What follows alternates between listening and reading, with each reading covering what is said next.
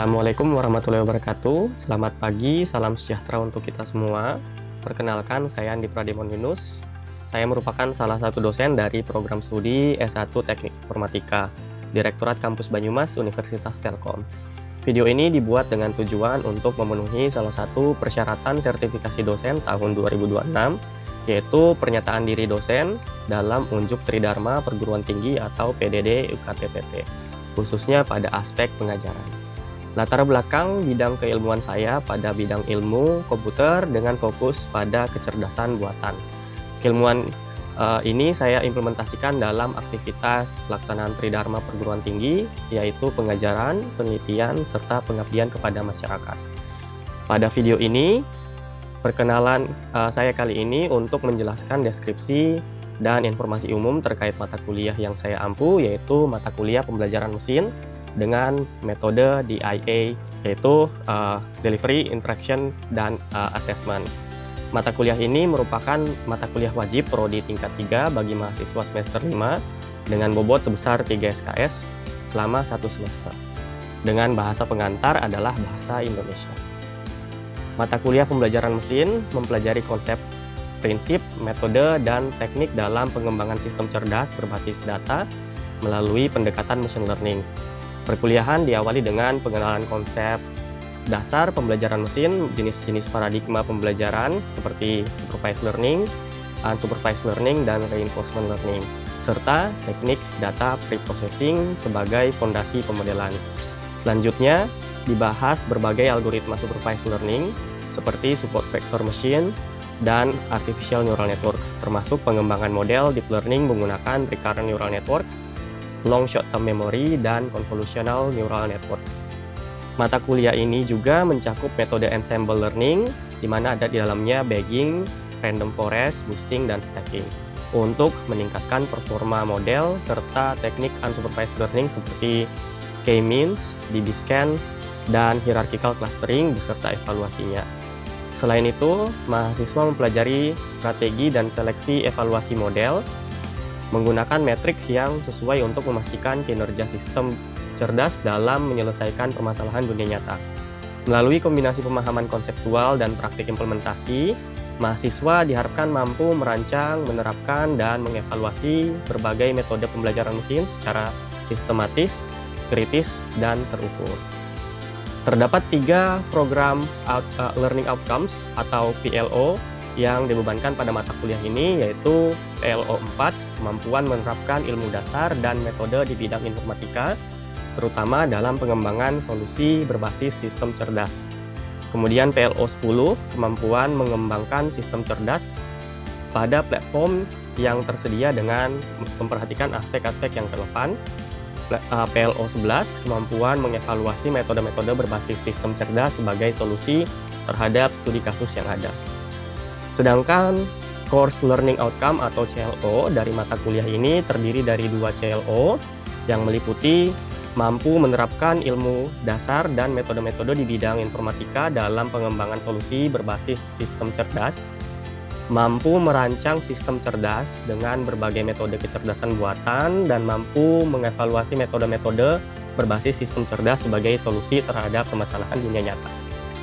Referensi yang digunakan pada mata kuliah pembelajaran mesin ini bersumber dari buku atau e-book dan jurnal penelitian yang mendukung sebagai berikut.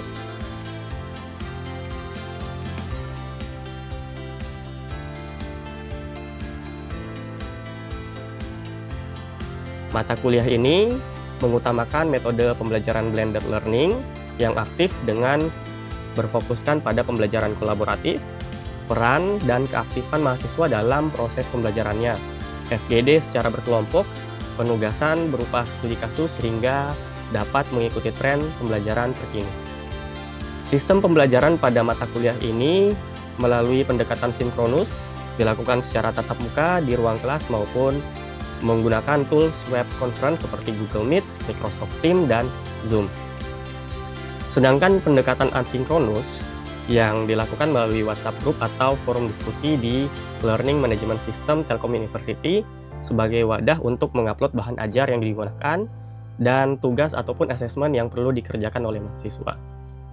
Pembelajaran dilaksanakan selama 16 pekan yang terdiri dari beberapa bagian utama, yaitu 7 pekan untuk pembelajaran sebelum tengah semester, 1 pekan evaluasi tengah semester, kemudian 7 pekan untuk pembelajaran berikutnya sebelum akhir semester, dan 1 pekan evaluasi akhir semester. Evaluasi pengukuran kemampuan mata kuliah ini terdiri dari beberapa aspek yang meliputi aktivitas partisipatif melalui penugasan individu pada studi kasus dengan bobot 45%, kognitif pengetahuan melalui 2 teknik pengukuran yaitu ujian tertulis dengan bobot 45% dan kuis dengan bobot 10%. Sehingga total bobot asesmen keseluruhan pada mata kuliah ini sebesar 100%. Penentuan skala penilaian pada mata kuliah ini adalah sebagai berikut.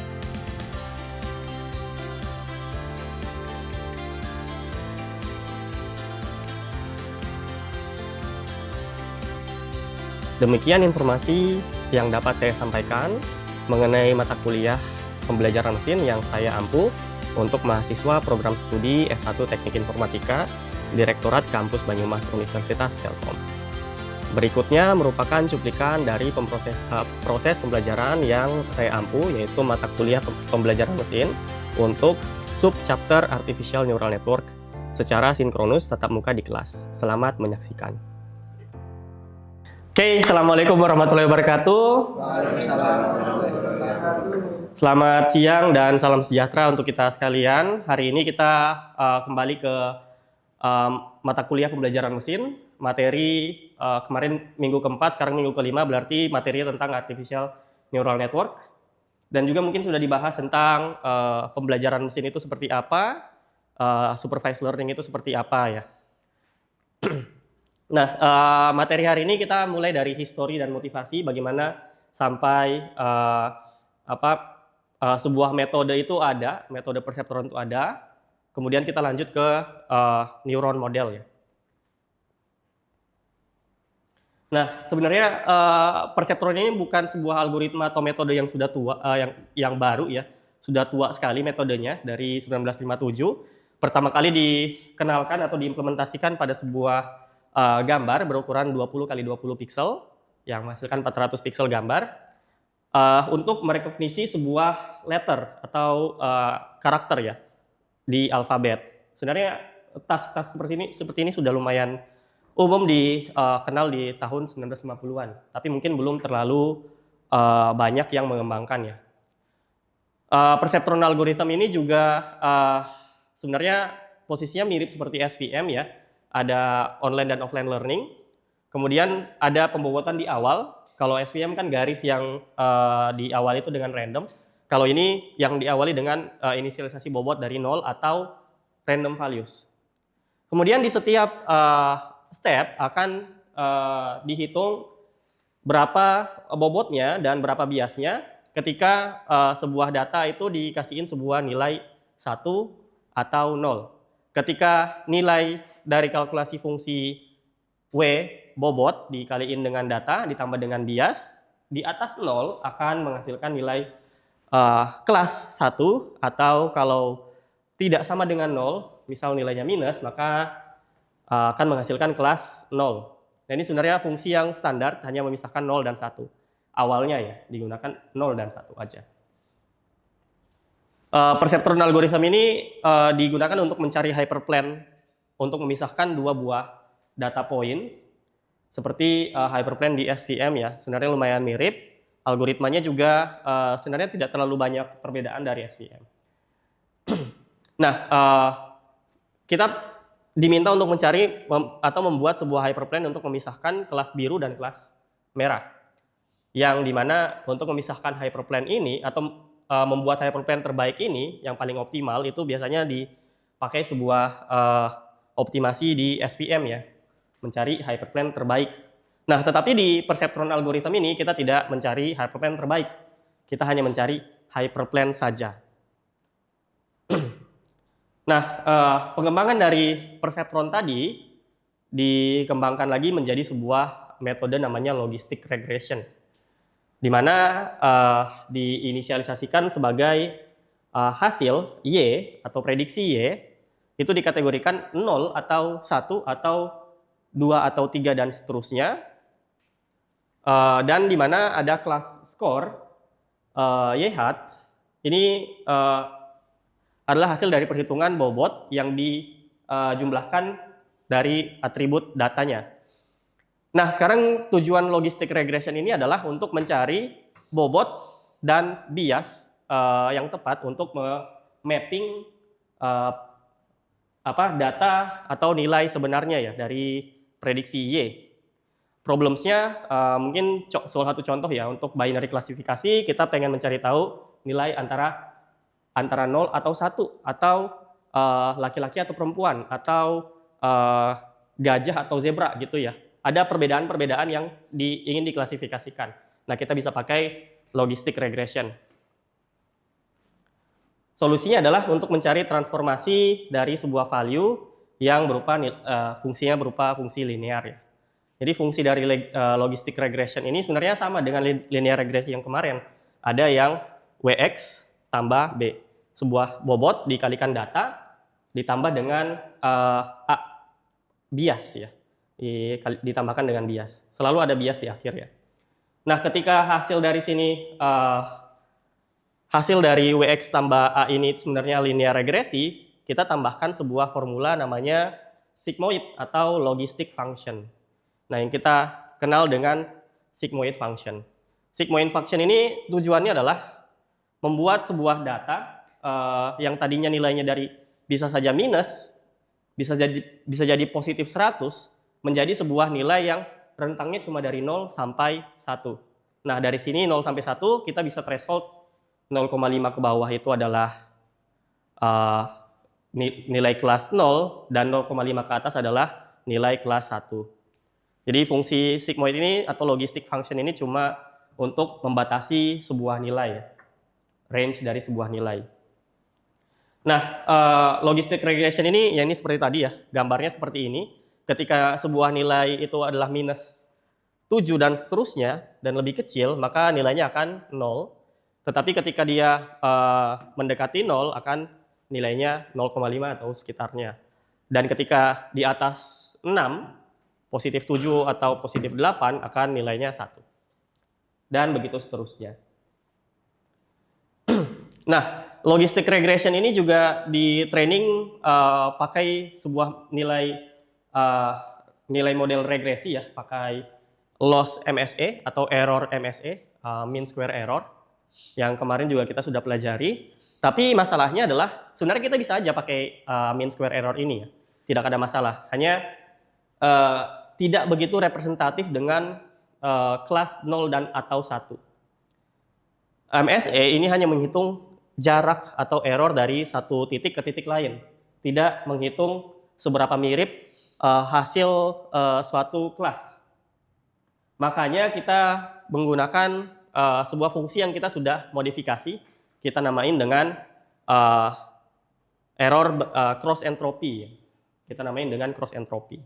Ya, sebenarnya ini teman-teman juga bisa cari kalau di Torch atau TensorFlow ini bisa kita temukan dengan nama cross entropy atau binary cross entropy.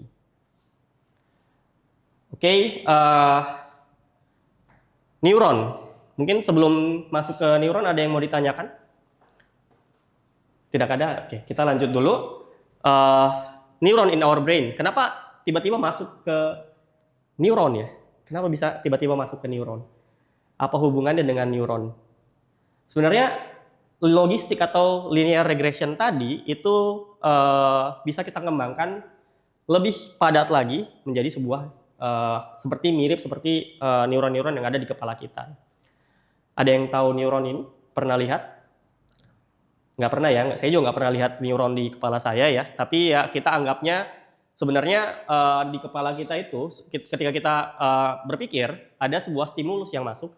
Ketika kita melihat ada sebuah stimulus yang masuk.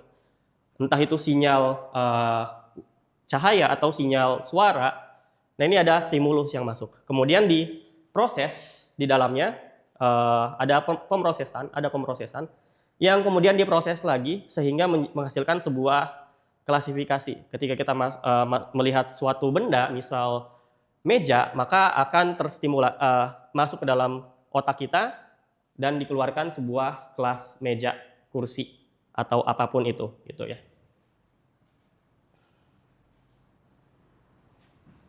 Nah, sebenarnya mirip dengan apa yang kita pelajari hari ini, neurons. Kita memasukkan sebuah nilai-nilai yang sebenarnya tadi di logistic regression juga seperti ini ya bentuknya, sebuah nilai x, x0, x1, x2, dan seterusnya, w0, w1, w2, yang ini sebenarnya tadi wx tambah b ya, wx tambah b, dijumlahkan dan ditambahkan fungsi sigmoid di dalamnya, dan menghasilkan sebuah output hasil. Ya, analoginya seperti kita berpikir layaknya manusia berpikir. Kita membuat sebuah komputer layaknya manusia berpikir gitu. Tapi ini perlu hati-hati karena kita tidak membuat mirip seperti manusia bekerja, cara berpikir manusia, tetapi kita terinspirasi dari situ.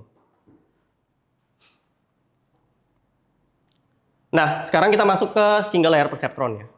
Single layer perceptron ini yang mirip di dalam kepala kita. Yang tadi juga ada perceptron ya di awal-awal, metodenya sudah lama juga.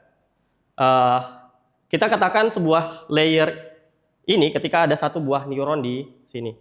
Ketika ada satu buah neuron, Wx tambah B. Wx, W dikali X, W kali X, W kali X, ditambahkan dengan sebuah bias di dalam, dan menghasilkan sebuah hasil. Sebenarnya simpel sekali, sebuah fungsi linear saja. Hanya single layer perceptron ini hanya cuma satu buah layer aja, tidak banyak layer-layernya, gitu ya. Jadi inputnya biasanya cuma satu buah array data ya. Kemudian pengalinya juga array data, sebuah bilangan array yang di dalamnya juga dia menghasilkan cuma nilai 0 atau 1. Dan satu neuron artinya adalah satu buah garis yang memisahkan antara hijau dan biru ini. Nah, single layer ini sebenarnya ya tadi ada data, sebuah data ya, yang kita pengen modelin dengan sebuah hasil output Y, gitu. Nah, ini juga masih disebutkan sebagai satu buah layer ya, single layer perceptron, karena cuma ada satu layer. Tetapi di dalamnya ada beberapa buah neuron, di mana ada perkalian Wx tambah B di dalam situ ya. Wx tambah B, dan sampai Wx tambah B sampai kesekian kali gitu ya. Ketika dia memiliki banyak neuron seperti ini, otomatis outputnya juga akan semakin banyak. Ya. Misal kita pengen memprediksi 3 buah kelas. Nah, berarti neuronnya ada 3, karena kita butuh membuat 3 buah garis. Contohnya seperti ini. Kita membuat 3 buah garis dengan cara membuat 3 buah neuron. Satu neuron merepresentasikan satu buah garis. Bagaimana Pak kalau saya pengen garisnya ada 1000? Ya silahkan gitu ya. Tapi kelasnya ada 3, ya nggak bisa dong. Ya, nggak bisa ya. Otomatis neuronnya tetap harus ada 3 di belakang. Gitu. Kalau hasilnya pengen 3, hasil garisnya ada 3 aja. Nah, multi-layer perceptron ini sebenarnya perkembangan dari single layer yang tadi. Bagaimana kalau kita buat sebuah layer baru di situ ya. Ada layer baru dan kita nambahin beberapa buah neuron. Nah, kalau pertanyaan tadi, Pak bisa nggak sampai 1000 buah neuron di dalam sini? Ya bisa-bisa aja. Kalau kita pakai sebuah multi-layer perceptron, ini mau berapapun, 100.000 pun tidak masalah, asal di belakangnya tetap cuma ada 3 buah layer ya. Bukan layer, 3 buah neuron. Dan yang di tengah-tengah ini biasanya kita sebut dengan sebuah hidden layer, karena yang di depan input layer, hidden layer, output layer. Nah, ini sebenarnya mirip ya, kayak tadi ada input layer, hidden layer, output layer, input layer, hidden layer, dan output layer. Hidden layer ini bisa berapa kali pun kita tambahkan. Ini tidak menjadi masalah. Nah, apa masalahnya ketika kita tambahkan layernya banyak? Ya, sebenarnya tidak masalah juga, asal komputernya kuat ya. Karena semakin banyak hidden layernya, otomatis semakin banyak komputasi yang diperlukan. Plus, sebenarnya keunggulannya adalah semakin kompleks data yang bisa dikalkulasi. Nah, ini multilayer perceptron ketika ada sebuah data yang mungkin berhimpitan ya. Ini tidak mungkin bisa diselesaikan ketika kita cuma buat satu buah garis atau satu buah neuron. Ini tidak mungkin bisa diselesaikan. Makanya kita membuat satu buah garis lagi dengan cara menambahkan satu buah layer. Di mana di dalamnya ada pembeda ya. Garis ada 2 neuron. Oke, apa sih bagaimana masalahnya ketika kita menambahkan jumlah layer? Bagaimana apa implikasinya ketika kita menambahkan jumlah neuron di dalamnya? Sebenarnya semakin banyak neuron atau semakin banyak layer akan semakin besar juga kapasitas dari model kita. Karena semakin besar kapasitasnya, semakin besar juga kompleksitas dari data yang bisa dimasukkan. Masalahnya adalah semakin rawan dia terhadap overfitting ya. Semakin rawan dia terhadap overfitting. Nah, ini contoh dari 3 perbedaan, 3 neuron, 6 neuron, dan 20 hidden neuron. Nah, ketika 3 neuron saja ternyata tidak bisa mengambil atau memapping atau memetakan data yang warna pink ini. Ternyata ada banyak yang tidak bisa dipecahkan. Ketika kita masukkan 6 hidden neurons, ya ada 1 gitu ya, tapi ini tidak terpecahkan juga.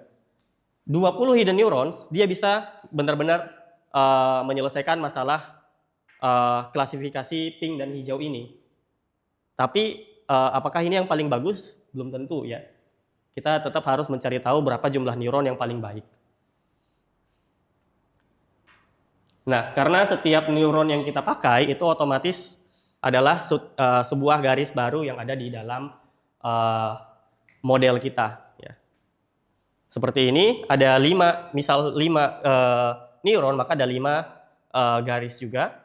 Semakin banyak layer, semakin banyak garis. Mungkin ada yang mau ditanyakan sampai di sini? Ya. Apakah harus menggunakan sigmoid atau fungsi nonlinear lain? Oke. Itu pertanyaan yang mungkin rada sulit dijawab ya. Sebenarnya tidak harus sigmoid, tapi banyak orang pakai sigmoid untuk membatasi nilai 0 sampai 1. Kita bisa pakai hyperbolic tangent atau pakai fungsi-fungsi nonlinear lain. Sebenarnya yang paling bagus ya tergantung dari datanya, kembali tergantung dari datanya. Tapi banyak kan orang pakai tetap sigmoid ya, karena yang dibatasi cuma 0 sampai 1. Atau probabilitas, kita cuma pengen tahu confidence-nya, seberapa confidence si model ini memperhitungkan prediksi tadi gitu ya. Tidak harus sigmoid. Bisa diganti tapi umumnya dipakai sigmoid. Oke? Ada yang mau ditanyakan? Ya. Dari segi hasil, manakah model yang lebih baik, single layer atau multi layer? Ini seperti yang tadi ya, seperti yang dijelaskan tadi. Sebenarnya single layer atau multi layer itu nggak masalah. Yang masalah itu adalah seberapa kompleks data kita ya. Kembali ke data. Kalau misalnya datanya dianggap, oh ini kompleks sekali, ya silahkan pakai multi layer. Oh ini ternyata tidak sekompleks itu gitu ya. Ya udah silahkan pakai single layer. Ini bisa dipecahkan single layer atau multi layer. Defaultnya orang akan selalu menggunakan multilayer perceptron terlebih dahulu karena anggapannya sebuah data saya ini adalah data yang kompleks umumnya. Tapi ternyata ketika di berjalannya eksperimen gitu diganti-ganti terus, oh ternyata sebuah single layer juga cukup gitu ya. Nah karena semakin banyak layernya semakin berat juga komputasinya, makanya yaitu dipertimbangkan masalah komputasi. Oke? Ada pertanyaan lain? Oke, kalau nggak ada yang nanya, saya nanya nih. Kira-kira dari metode ANN ini, pengaplikasiannya di dunia nyata seperti apa? Ada yang mau jawab? Oh ya, silahkan. Kalau untuk pengaplikasiannya sendiri bisa dalam bentuk image processing. Itu bisa, contohnya bisa ada di pengenalan wajah atau dalam bentuk bantuan untuk diagnosis citra medis.